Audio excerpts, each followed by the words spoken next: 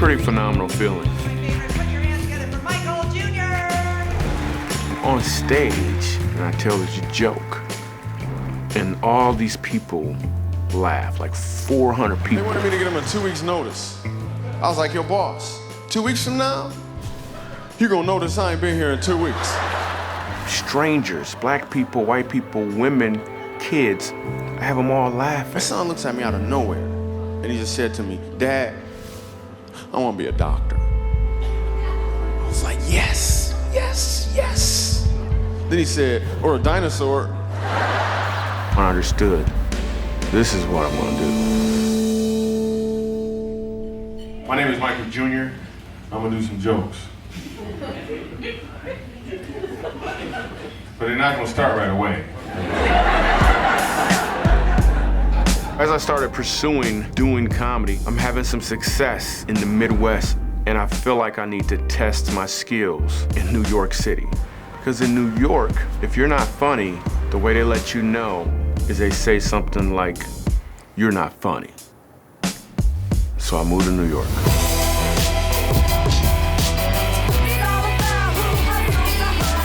So now I'm in New York and I'm all about seeing what I can do to get my comedy career going. And the clubs in New York are really hard to get into.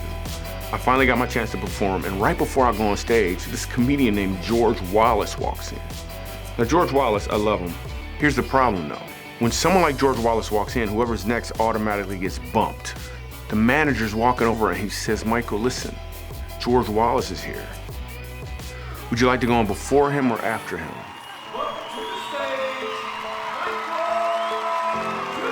So I'll go on before George Wallace. I do my comedy set, and I've got New Yorkers laughing. And then George Wallace starts to laugh. And then he comes over to me, and he says to me, you know, you're really funny. And he invites me to do a show with him and his best friend. I get to the club, and he tells me his best friend is Jerry Seinfeld.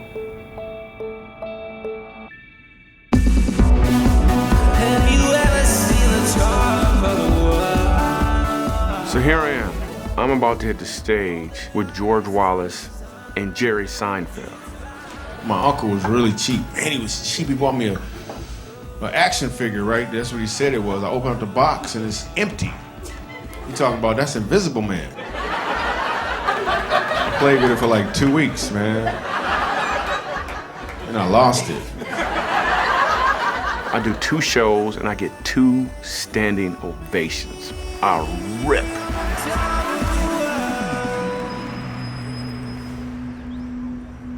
Things are starting to happen for me in New York. There is still a sense of there has to be more. I'm funny.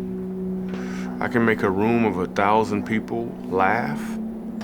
And then what? Am I only here to make people laugh?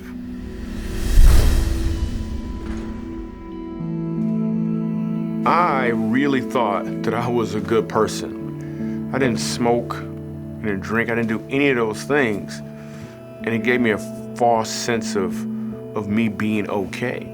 The truth is I was just as lost as the person who was using drugs every day. I had tried so many things the way that I wanted to do it. I knew there had to be a better way.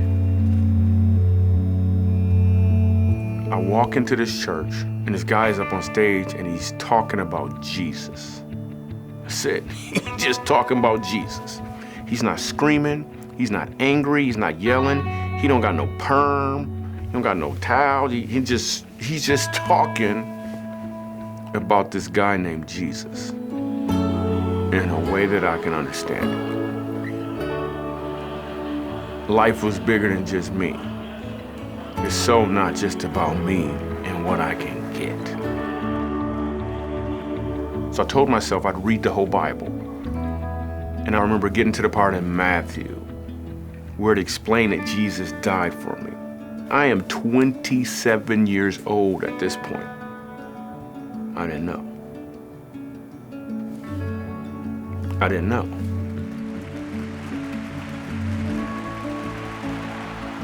I started realizing how lost I really was.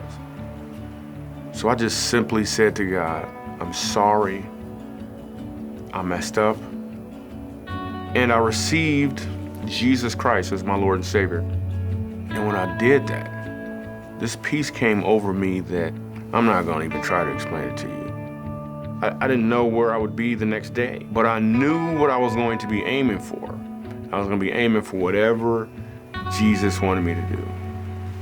That's really the only thing that mattered.